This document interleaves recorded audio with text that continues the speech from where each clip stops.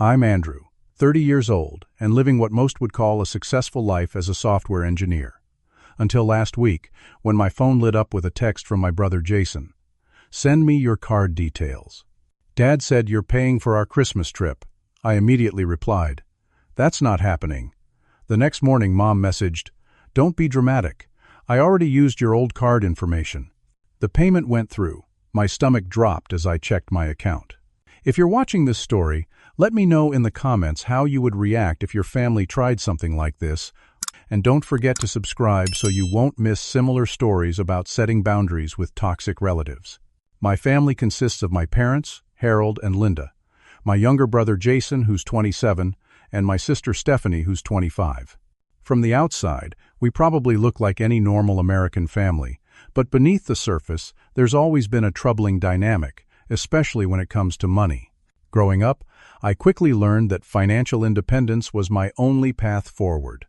While my siblings received constant support, I was often told I needed to figure things out on my own. By 16, I was working nearly full-time at a local grocery store while maintaining honor roll grades. When college applications came around, my parents casually informed me that they hadn't saved anything for my education. "You're smart, Andrew. You'll get scholarships," my father said, as if that solved everything. I did receive partial scholarships, but they covered less than half the tuition. I took out student loans for the rest and worked 2 jobs throughout college. Meanwhile, Jason flunked out of his first year, and my parents simply paid for him to start over at another school. When Stephanie decided she wanted a car for her 18th birthday, they bought her a new Honda without hesitation. After graduating with a computer science degree, I landed a position at TechSphere, a growing technology company in the city. Over the past 8 years, I've worked my way up to senior software engineer, leading development teams on critical projects.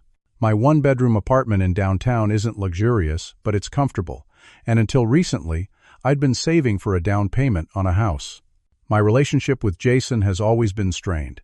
He's never held a job for more than 6 months, citing various complaints about management or working conditions.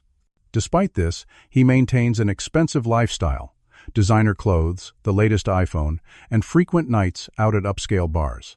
He's borrowed money from me on countless occasions, with vague promises of repayment that never materialize. "Come on, bro, you make good money. What's $500 between brothers?" was his standard line whenever I'd bring up previous unpaid loans. My relationship with Stephanie is marginally better. She at least acknowledges my accomplishments and occasionally expresses gratitude when I help her out. However, she's heavily influenced by Jason and often sides with him when conflicts arise.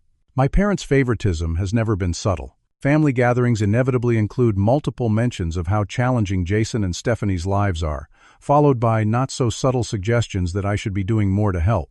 When I bought myself a new laptop after my old one died, my mother commented, "Must be nice to spend money on yourself when your sister needs help with her rent." I've tried setting boundaries before. 3 years ago, after lending Jason $3,000 for emergency car repairs that mysteriously transformed into a vacation to Miami with his girlfriend, I told my family I wouldn't be providing any more financial assistance without clear terms and repayment plans. This declaration was met with accusations of selfishness and a 2-week silent treatment from my mother. "Family helps family," my father lectured during a tense phone call. "Your brother and sister would help you if you needed it." Except I've never once received financial help from either of them, despite supporting them through countless emergencies over the years. These patterns have created a dynamic where I'm simultaneously expected to be completely self-sufficient while also serving as the family's backup financial plan. It's exhausting, demoralizing, and as recent events would prove, potentially devastating to both my finances and mental health. It was Tuesday evening, around 7:30. I'd just finished dinner when my phone buzzed with a text from Jason. I almost ignored it, having learned that messages from my brother typically resulted in stress or financial requests. But habit made me check anyway. "Hey bro, need your card details as soon as possible. Dad said you're paying for our Christmas trip this year. Need to book tonight for the discount." I stared at the screen, wondering if this was some kind of joke. Without any prior discussion, they had somehow decided I would fund a family vacation? I typed back a simple response. "What are you talking about?" His reply came instantly. "The Hawaii trip. For Christmas." Mom and Dad said you owe them for everything they did for you growing up, and you make the most money anyway. Just send your card info." My pulse quickened as I read his message. The audacity was breathtaking. I responded firmly, "That's not happening. Nobody discussed this with me, and I haven't agreed to pay for anything." 3 dots appeared as Jason typed, disappeared, then reappeared. Finally, "Don't be such a selfish jerk. It's $6,500 for all of us.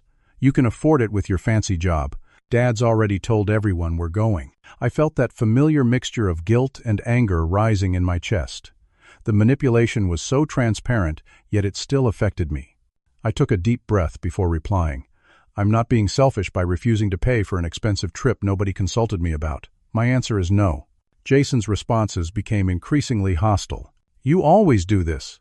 Act like you're better than us because you have money. Mom's going to be heartbroken.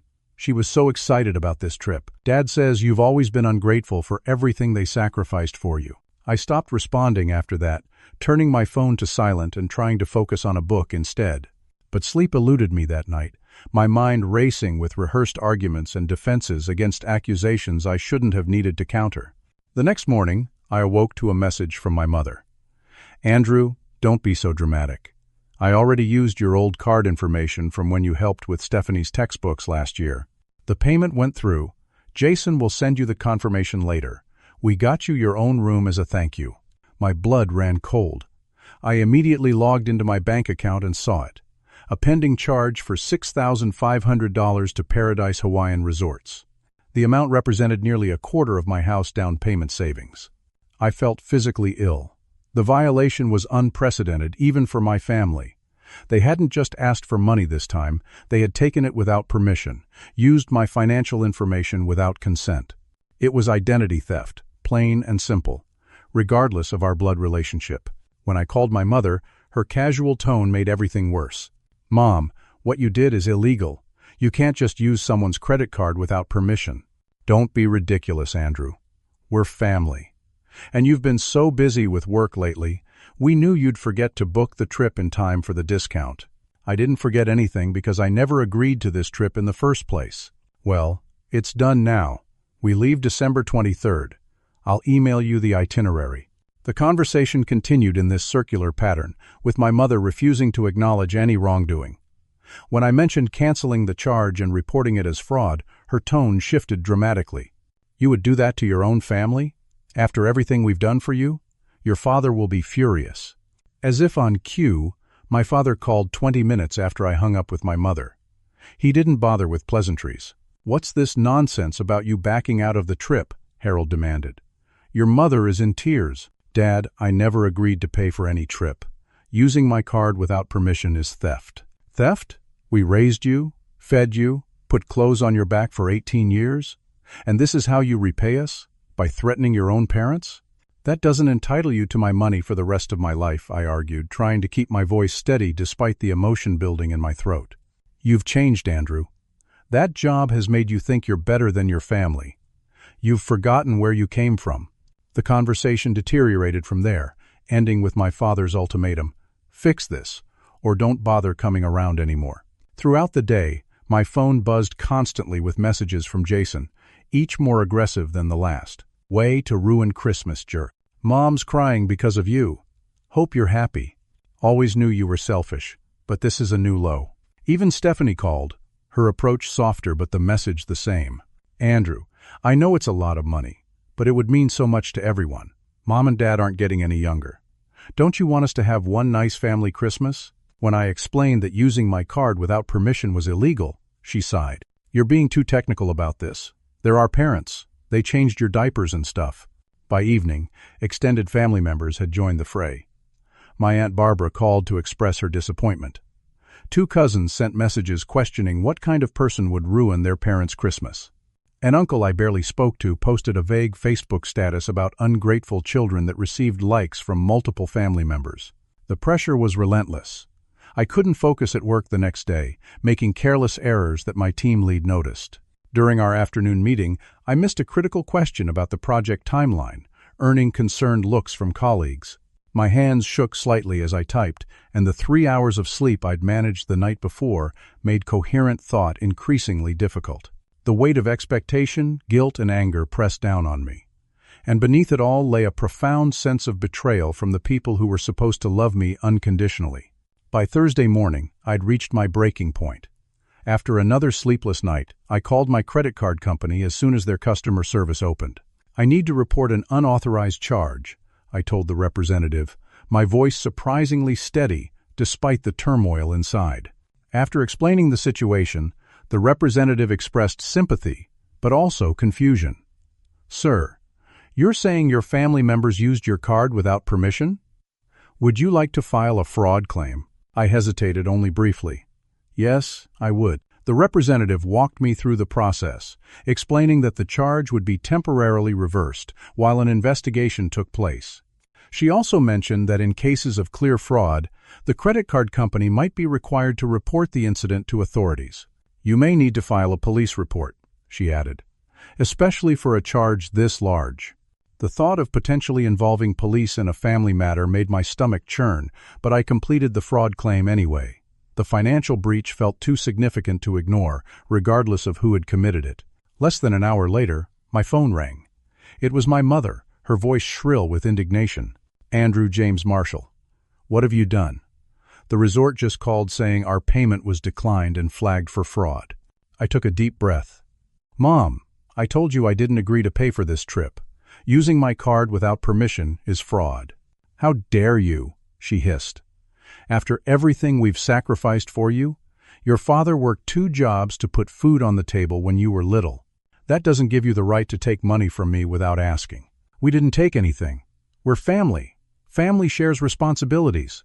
"Mom, I pay my own bills, my own rent, my own everything. I've helped out countless times when asked.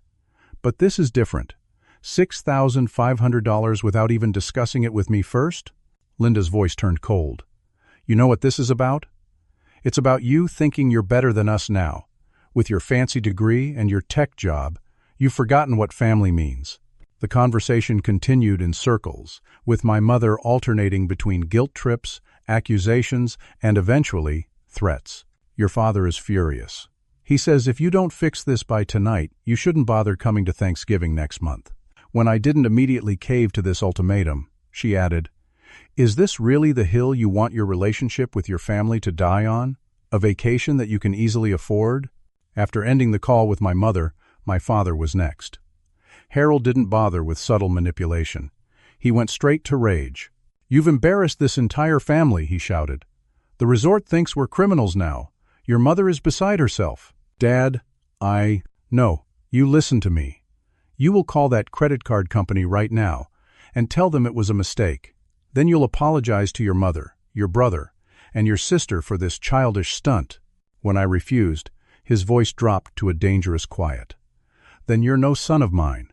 Don't call, don't visit, don't expect anything from us ever again." The line went dead. I sat motionless, his words echoing in my ears. Despite the dysfunction in our relationship, hearing my father disown me struck deep. Jason's response was predictably aggressive. A barrage of texts flooded my phone throughout the day. "Hope you're proud of yourself. Mom's been crying all morning. Always knew you were selfish, but this is next level. Dad's saying he doesn't want to see you again. Nice work. Genius." Stephanie called that evening, her approach more measured but ultimately delivering the same message. "Andrew, I get that you're upset they didn't ask first," she began, "but canceling the payment and filing fraud charges? That's extreme. Using someone's credit card without permission is extreme, Stephanie." "But we're family," she insisted, echoing our mother's refrain. "Couldn't you have just talked to them first?" "I did talk to them. They refused to acknowledge they did anything wrong." "Well, now everyone's upset, and Christmas is ruined, and Dad's saying you're not welcome at family gatherings anymore." The pressure continued to mount as extended family members joined the campaign. Aunt Carol called to remind me that family is forever and that money comes and goes, but you only get one mother and father. Uncle Phil sent a lengthy email about respecting one's parents, quoting liberally from the Bible despite our family's general lack of religious observance. Cousin Rachel, with whom I'd been close as a child, sent a disappointed text. "I can't believe you do this over money. I always thought you were better than that." Even my grandmother, who rarely involved herself in family disputes, left a voicemail asking me to make peace with your parents before it's too late. The isolation was overwhelming. Every conversation, every message painted me as the villain, the ungrateful son who valued money over family. No one seemed to recognize or acknowledge the violation of trust, the complete disregard for my autonomy. The stress began affecting me physically. I developed a persistent headache that painkillers couldn't touch. My appetite disappeared. At work, I made uncharacteristic errors that drew concerned questions from my team leader, Marcus. "Everything okay, Andrew? You seem distracted this week." I mumbled something about personal issues and promised to focus better, but my productivity continued to suffer. During a crucial client presentation, I fumbled basic information about our project timeline, forcing Marcus to smoothly intervene and correct me. That night, alone in my apartment, I stared at my phone, filled with accusatory messages, and felt a crushing weight of doubt. Was I overreacting? Was $6,500 worth destroying my relationship with my entire family? The questions circled endlessly, robbing me of sleep and peace. But beneath the doubt and guilt lay something else. A simmering anger at being manipulated yet again, and a growing certainty that if I gave in this time, the boundary violations would only escalate in the future. The following Monday, I received an email from my credit card company confirming that the charge had been permanently reversed. A separate paragraph caught my attention. Based on the information provided and the size of the unauthorized transaction, we are required to report this incident to our fraud department, which may involve local law enforcement contact with the merchant to investigate potential fraudulent activity. My stomach tightened. I hadn't intended for this to escalate to potential legal consequences, but I also couldn't justify withdrawing the fraud claim. What my family had done was by definition credit card fraud, regardless of our blood relationship. I hadn't heard from my parents for 2 days, which was unusual during family conflicts. The brief silence ended that afternoon when my mother called, her voice trembling with rage. "The police came to our house today, Andrew." "The police? They asked us questions about credit card fraud. Your father had to explain to officers on our front porch that it was just a misunderstanding about a family vacation." My pulse quickened. "Mom, do you have any idea how humiliating this was? What the neighbors must think? After everything we've done for you, this is how you repay us. By sending police to our door?" "I didn't send police anywhere," I tried to explain. "The credit card company must have—" "Don't you dare try to weasel out of responsibility. This is your doing.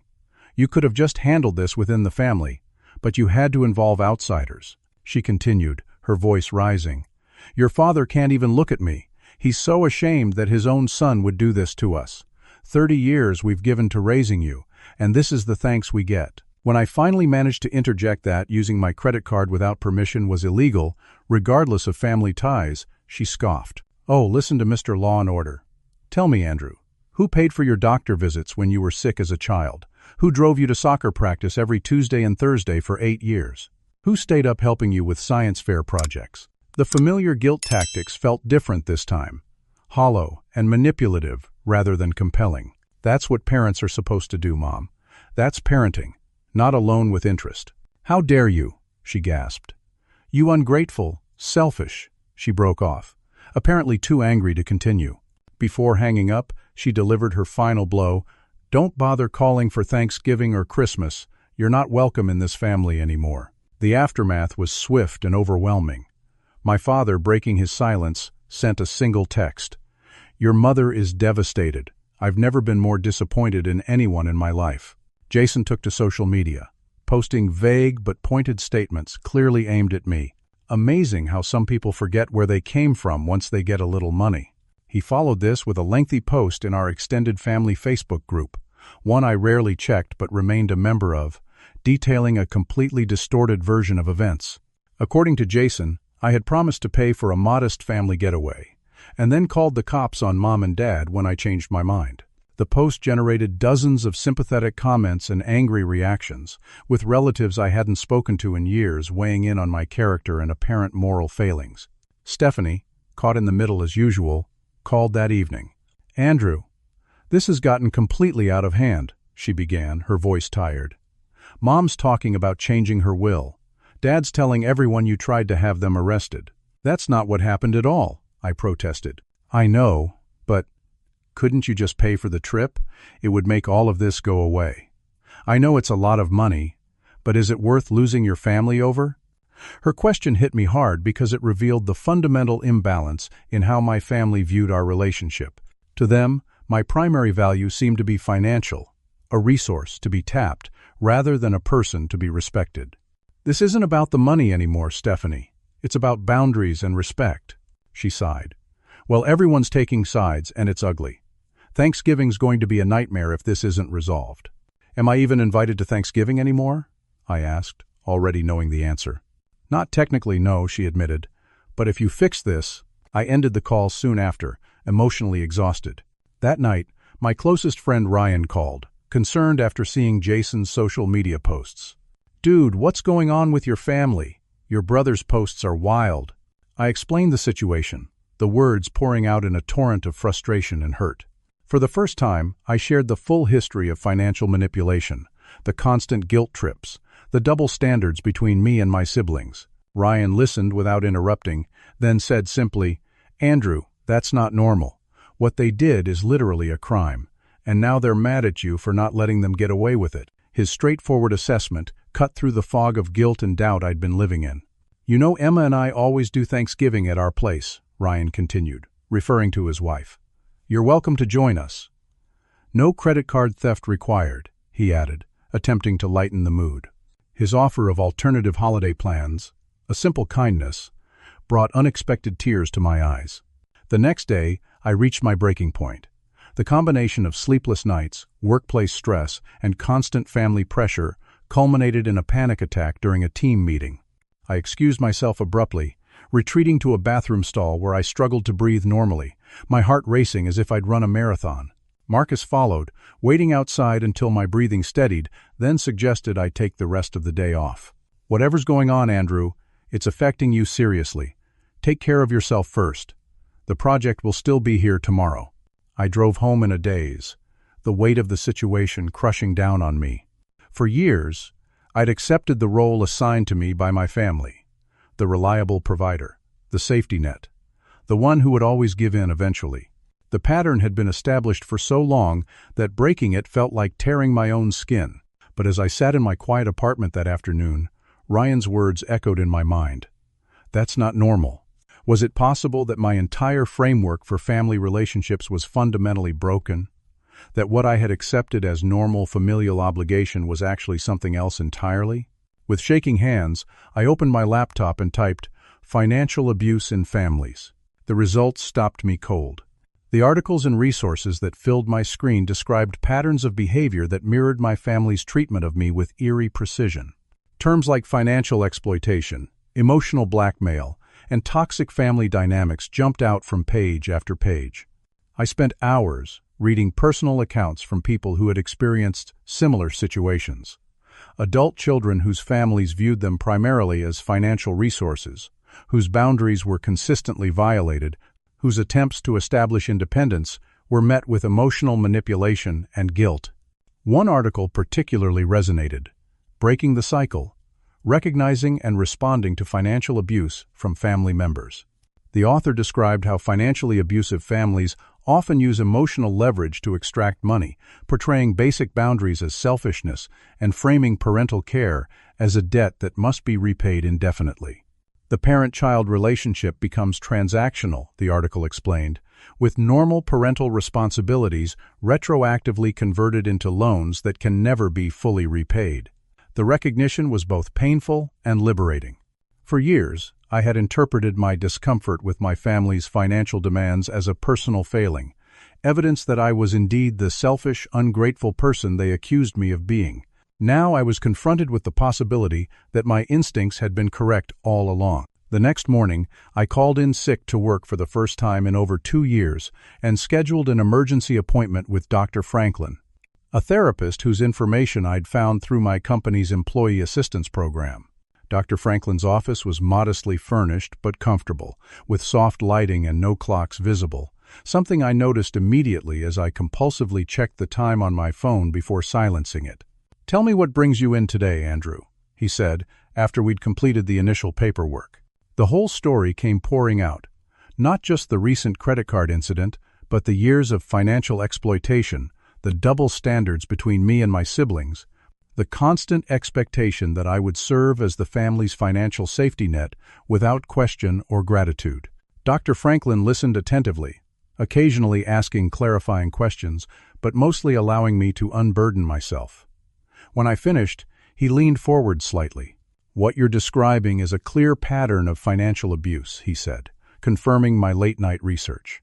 "Your family has systematically violated your boundaries and used emotional manipulation to control your financial resources." Hearing it stated so plainly by a professional was jarring. "But they're my family," I said weakly, voicing the argument that had kept me trapped for so long. "Yes, they are," Dr. Franklin acknowledged, "and that relationship should involve mutual respect, not exploitation. Being family doesn't entitle someone to access your finances without consent." We spent the remaining session discussing healthy boundaries and the concept of differentiation, the process of defining yourself as separate from your family of origin while still maintaining appropriate connection. "What would it look like," Dr. Franklin asked toward the end, "if you decided that your financial resources were completely your own to control? If you were free to share them, or not based on your own values and choices rather than family pressure?" I couldn't immediately answer. The concept seemed foreign, almost forbidden. "That's your homework," he said gently. "Think about what healthy financial boundaries would look like for you. We'll discuss it more next time." The following day at work, I ran into Jessica from the marketing department in the break room. We'd collaborated on several projects and had a friendly professional relationship, but I was surprised when she asked if I was okay. "You seem really stressed lately," she said. "I hope you don't mind me mentioning it." Perhaps it was the simple kindness of her concern, or maybe the emotional dam had already been cracking, but I found myself giving her a condensed version of my family situation. To my surprise, Jessica nodded with immediate understanding. "My mother was the same way with me for years," she shared. "Always emergency situations that only I could solve, with money, of course." "How did you handle it?" I asked, desperate for practical advice. Jessica's expression turned serious. I had to stop completely. Cold turkey. "It was the hardest thing I've ever done, but every time I gave in, it just reinforced the pattern." She described how she'd finally established firm financial boundaries 3 years earlier, resulting in several months of family turmoil, but eventually leading to more balanced relationships, or in some cases, the necessary distance from relatives who couldn't respect her limits. "The guilt is the worst part," she said. "They're experts at making you feel like the bad person for saying no to unreasonable demands." Her experience so closely paralleled mine that it felt like confirmation I wasn't overreacting or misinterpreting the situation. If Jessica had found a way through similar circumstances, perhaps I could too. Over the next week, I continued my research and reflection. I examined my financial records for the past 5 years, tallying the loans and gifts I'd provided to family members. The total, nearly $30,000, shocked me. That amount would have completed my house down payment fund with money to spare. More importantly, I reflected on Dr. Franklin's question about what healthy boundaries would look like. I realized that in a balanced family relationship, financial support would be 1. Requested respectfully, not demanded. 2. Discussed openly, not assumed. 3. Appreciated genuinely, not treated as obligation. 4. Reciprocal when possible, not perpetually one-sided. 5. Exceptional, not routine. None of these conditions existed in my current family dynamic. During my second session with Dr. Franklin, we discussed the concept of family of choice versus family of origin. Sometimes the healthiest thing we can do is build stronger connections with people who respect our boundaries, he explained. That doesn't necessarily mean cutting off your biological family, but it might mean investing more emotional energy in relationships that are mutually supportive. The idea resonated deeply. Friends like Ryan and Emma had shown me more genuine care in recent days than my family had in years. Jessica had offered understanding and solidarity from her own experience. Even Marcus at work had demonstrated more concern for my well-being than my own parents. "I think I need to stop the cycle," I told Dr. Franklin, "but I'm afraid of the fallout." "That's a valid fear," he acknowledged. "Changing established family patterns often triggers intense resistance. But consider this. The pattern is already damaging you, your mental health, your financial security, your self-worth. The temporary pain of change might be worth the long-term benefit of establishing healthier relationships. As I left his office, I felt a growing clarity.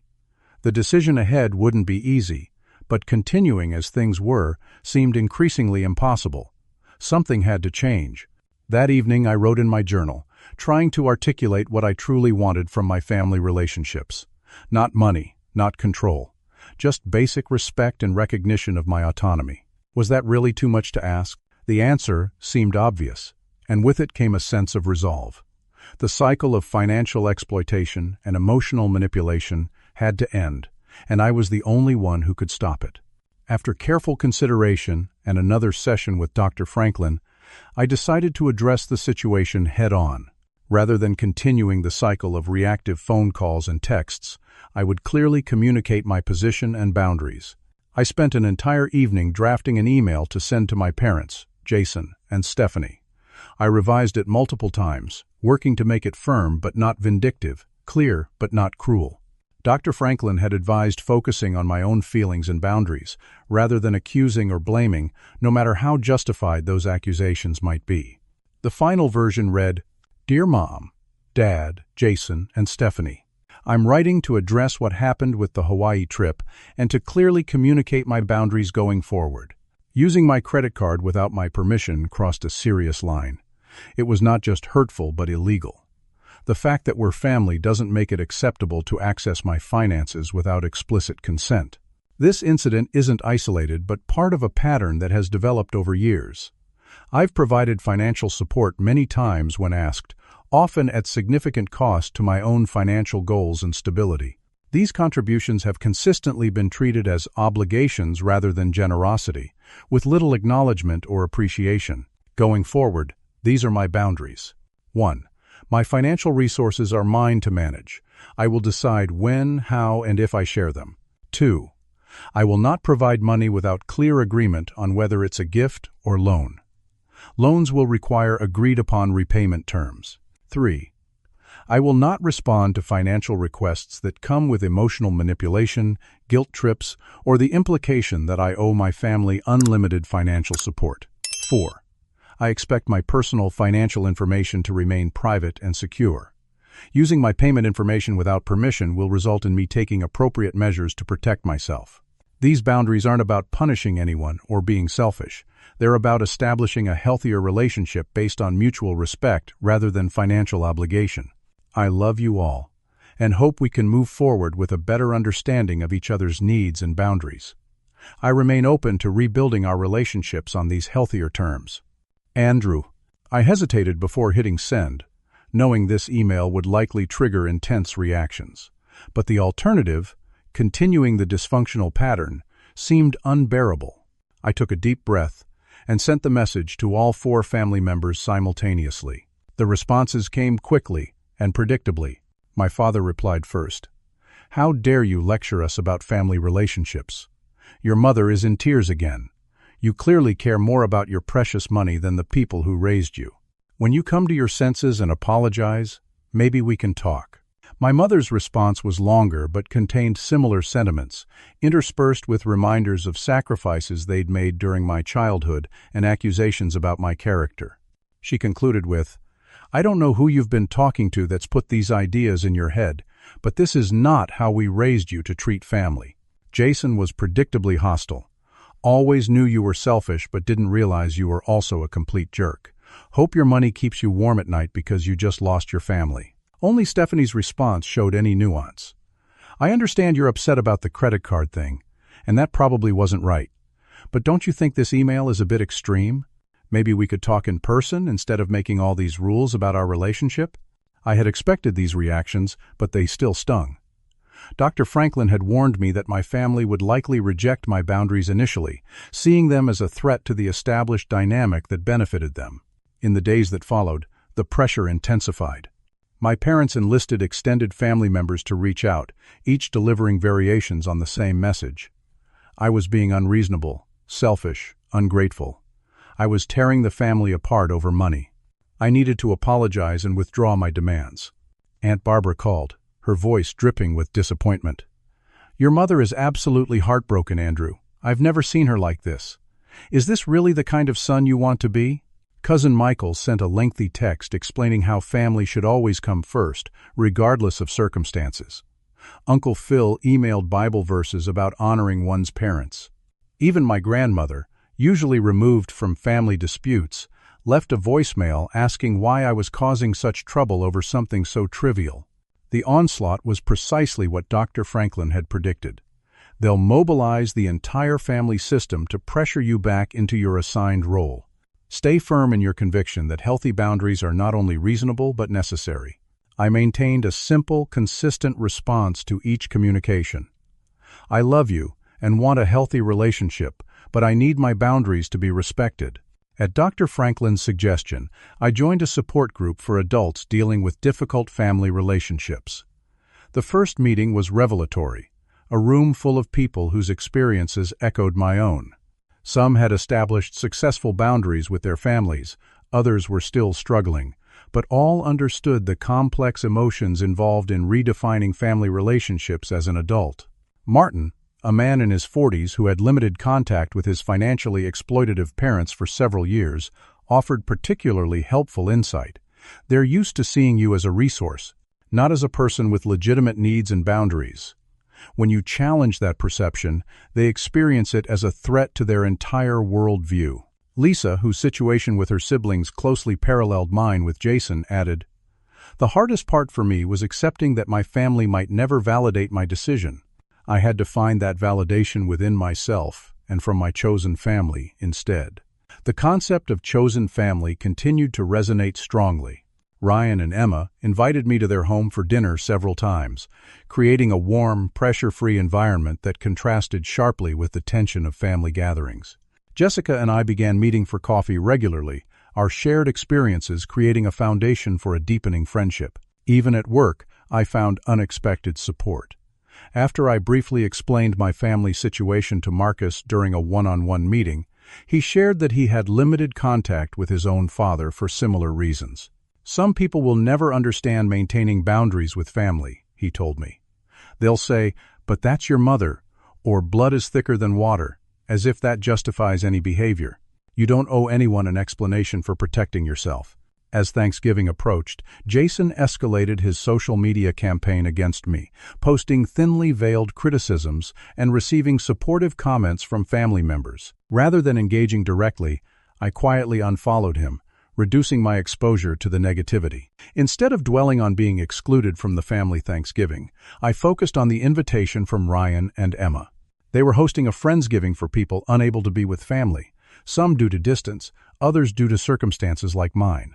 "Bring whatever dish you want," Emma told me when confirming details. "Our home is your home." The simple kindness of that statement, the complete lack of obligation or manipulation, brought unexpected tears to my eyes. Meanwhile, something unexpected happened with Stephanie. She reached out via text one evening. "Been thinking a lot about your email. Some of what you said makes sense. Jason and Mom are still really angry, but I'm wondering if we could talk sometime? Just the two of us?" We met for coffee the following weekend. The conversation was initially awkward, but gradually Stephanie opened up. "I've been watching how Mom and Dad treat you versus me and Jason," she admitted. "There is a double standard. They've always expected more from you and given you less support." She described realizing that, while I had paid my own way through college, our parents had not only paid her tuition but also her apartment rent and car payments. "I guess I never questioned it because it benefited me," she said quietly. Though she didn't fully endorse all my boundaries, this acknowledgement felt like a significant breakthrough. We parted with tentative plans to meet again, independent of the larger family drama. As the holiday season progressed, I experienced both loss and discovery. The loss of familiar traditions and family connections was painful, despite the dysfunction within those relationships. But I discovered a growing sense of peace as the constant financial pressure and emotional manipulation receded. For the first time in years, I checked my phone without dread, knowing it wouldn't contain new financial demands disguised as family emergencies. I slept better. My performance at work improved as the persistent stress diminished. Most importantly, I began to recognize my own worth beyond what I could provide financially to others. When Christmas approached, Ryan and Emma again included me in their plans. "We're having a few friends over Christmas Eve. Nothing fancy," Ryan explained. "And Emma's parents invited us all for Christmas Day." The contrast between this gentle invitation and my family's demand that I fund their Hawaiian vacation couldn't have been starker. One recognized my autonomy and valued my company. The other treated me as nothing more than a financial resource. In this environment of respect and genuine care, I felt something I hadn't experienced with my own family in years. The simple joy of being wanted for who I was, not what I could provide. The path forward wouldn't be easy. Dr. Franklin had emphasized that establishing boundaries is rarely a one-time event but an ongoing process. But for the first time, that path seemed clear and achievable. I was reclaiming not just my financial autonomy but my sense of self-worth. 6 months have passed since the Hawaii trip incident, and my life has changed in ways I never anticipated. The initial crisis has evolved into an unexpected journey of growth and self-discovery.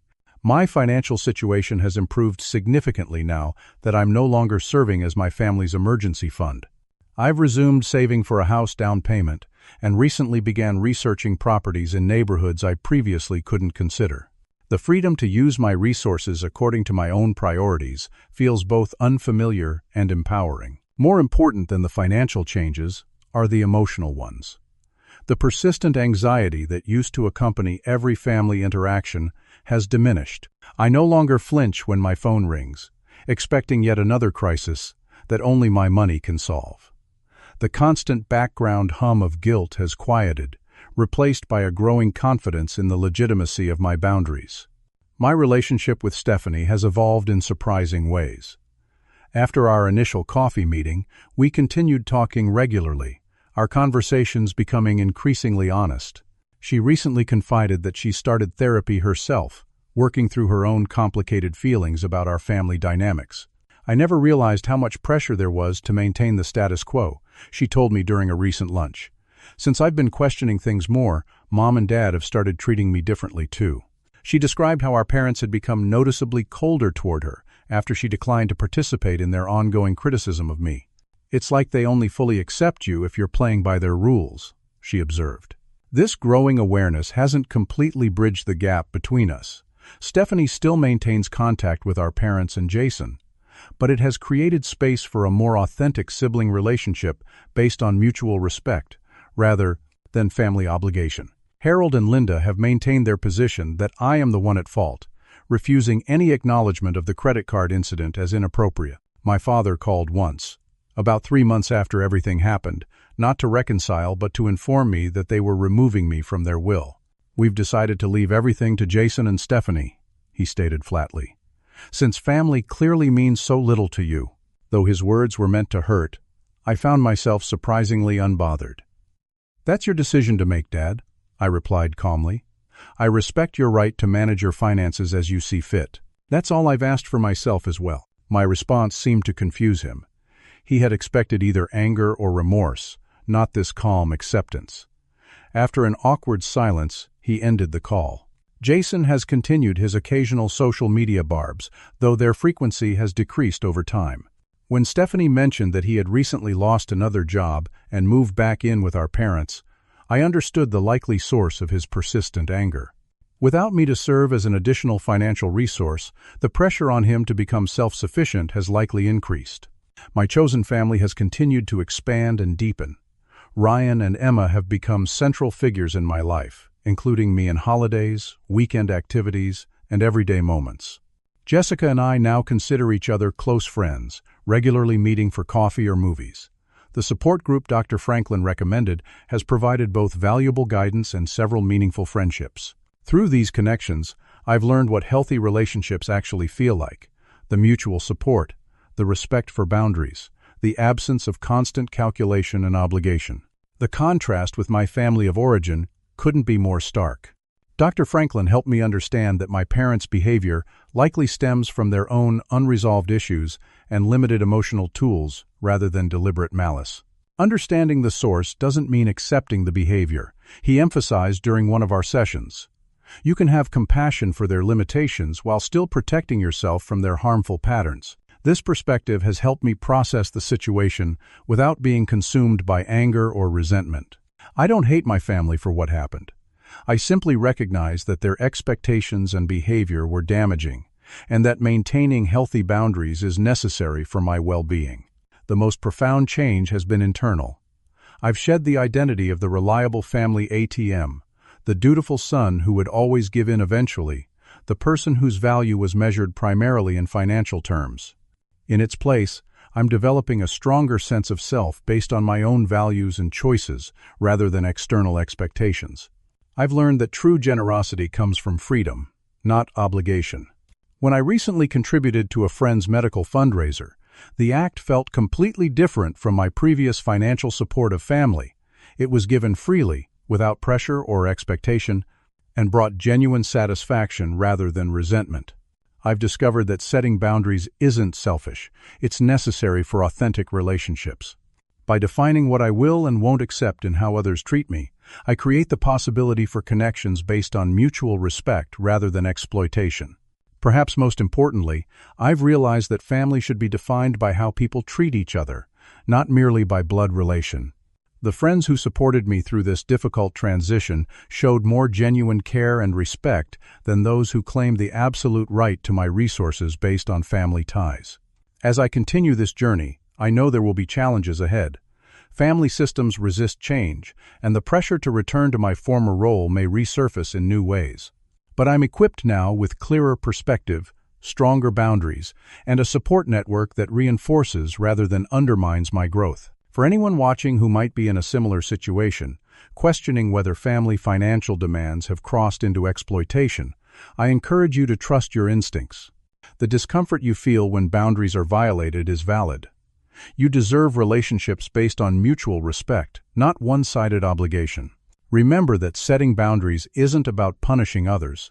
It's about creating the conditions for healthier relationships. Some people will respect those boundaries and remain in your life. Others may not. That outcome, painful as it might be, reveals important truths about the nature of those relationships. If my story resonated with you, please share your experiences in the comments. Have you had to establish financial boundaries with family members? What challenges did you face, and how did you overcome them? Your insights might help someone else navigating similar waters. Don't forget to like this video and subscribe to the channel for more stories about navigating complex family dynamics and personal growth. If you know someone who might benefit from hearing this experience, please share it with them.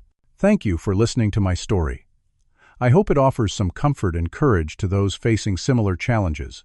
Remember that your worth isn't measured by what you provide to others, and that true family, whether of origin or choice, should lift you up, not drain you dry.